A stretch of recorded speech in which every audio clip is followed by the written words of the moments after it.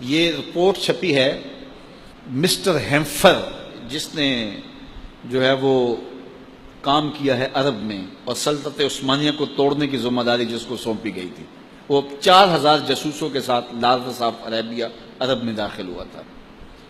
تو جب اس کو یہاں بھیجا گیا عرب میں، تو اس کو جو کام دیا گیا کرنے کا، ذرا غور کیجئے چالیں کتنی باریک ہوتی ہیں۔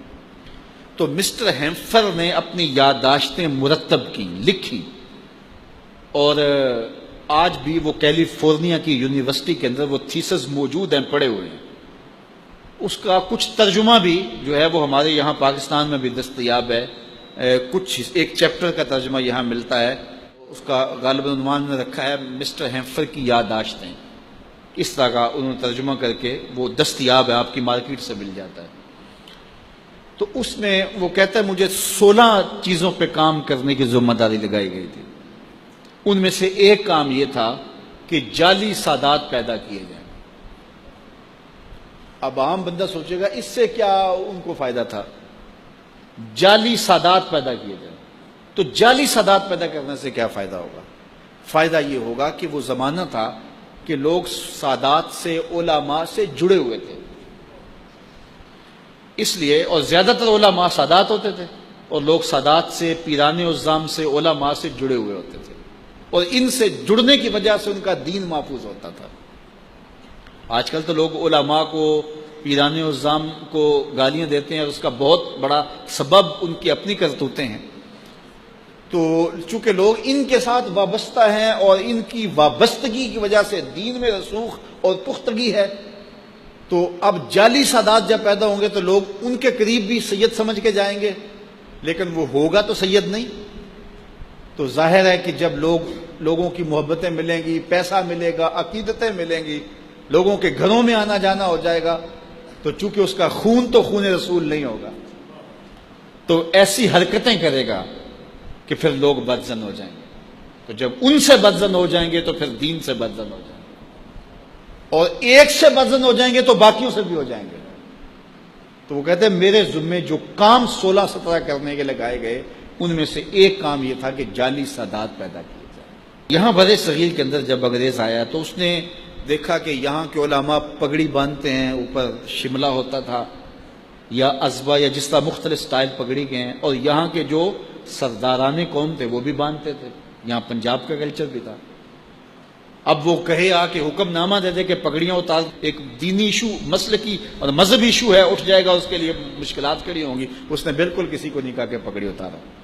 اس نے کیا کیا کہ یہ جو سنتری تھے ان کو کلا بندوا دیا، جو باجے بجانے والے تھے ان کو کلا بندوا دیا، جو ڈھول بجانے والے تھے ان کو پگڑی پہنا دی۔ شادی کا موقع آیا تو جو بیرے تھے، کھانا تقسیم کرتے تھے، ان کو پگڑیاں بندوا دی۔ اب مجھے بتاؤ، ایک شادی میں بیروں نے پگڑیاں باندھی ہوئی ہے، باہر جو سنتری کھڑا اس نے پگڑیاں باندھی ہے، اب کوئی مہمان یا عالم یا کوئی سردار پگڑی باندھ کے آتا ہے تو اس کا شمار تو ان کے ساتھ ہوگا، تو وہ محسوس کرے گا کہ یہ میری حد تک ہے، دوبارہ ایسی تقریب میں آئے گا وہ پگڑی اتار کے آئے گا۔ تو یہ ایک منصوبہ تھا جو ہے وہ اسلامی شعار چھیننے کا۔ اس طرح کتنے کام کیے، اگر آپ دیکھیں ان 90 سالوں کے اندر وہ ہمارے ساتھ کر کیا گئے، اور ہمارا کلچر برباد کر گئے، ہماری تہذیب لوٹ گئے، اور سینے حب رسول سے خالی کرنے کی سازش کرتے گئے، اور کیا کچھ انہوں نے کیا۔ یہ تو اللہ کا کرم ہوا کہ اللہ نے کچھ لوگوں کے دل میں ڈال دیا کہ ان سے جلدی جان چھڑائی جائے، اور وہ 90 سال کے اندر یہاں سے چلے گئے۔ اگر اور کچھ جو ہے وہ ہوتا تو کچھ باقی نہ بچتا، بلکہ ایک وفد آیا تھا انگلستان سے عیسائی مشنریوں کا، اور ان کو یہاں ہندوستان میں ٹاسک دیا گیا کہ تم لوگوں کو عیسائی بناؤ۔ تو یہاں انہوں نے کچھ دیر کام کیا، اور ان پر اس زمانے کے اندر لاکھوں روپے خرچ ہوئے۔ تو واپس جا کے جب ان سے رپورٹ لی گئی کہ تم نے کتنے لوگوں کو عیسائی بنایا، تو انہوں نے کہا ایک کو بھی نہیں بنا سکے۔ تو کہا اتنا پیسہ تمہارے اوپر ہم نے لگایا ہے، تو تم اتنے سال وہاں رہے بھی ہو، تو تم کسی ایک شخص کو بھی عیسائی نہیں بنا سکے، تو پھر کیا فائدہ تمہارا؟ تو انہوں نے کہا ہماری پوری رپورٹ سن لو نا، ہم کسی ایک شخص کو بھی عیسائی نہیں بنا سکے، لیکن کئیوں کو ہم نے مسلمان بھی نہیں رہنے دیا۔ یعنی ہم یہ تو نہیں کر سکے کہ کسی کو عیسائی بنا دیں، لیکن ہم نے ان کو مسلمان بھی نہیں رہنے دیا۔ اب کتنے لوگ ہیں جو درمیان میں معلق ہو گئے، مذہب میں رہتے ہوئے بھی مذہب بیزار، دین میں رہتے ہوئے بھی دین بیزار۔ اب وہی کام ہمارے میڈیا کے ذریعے سے کیا جا رہا ہے، علماء کو اداکار بنایا جا رہا ہے، اداکاروں کو علماء بنایا جا رہا ہے۔ مجھے بتاؤ اس کا کیا مطلب ہے؟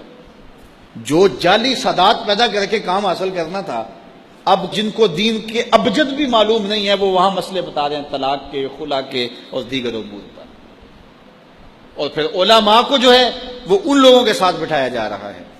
یہ ساری سازشیں ہیں، بڑی باریک چالیں ہوتی ہیں۔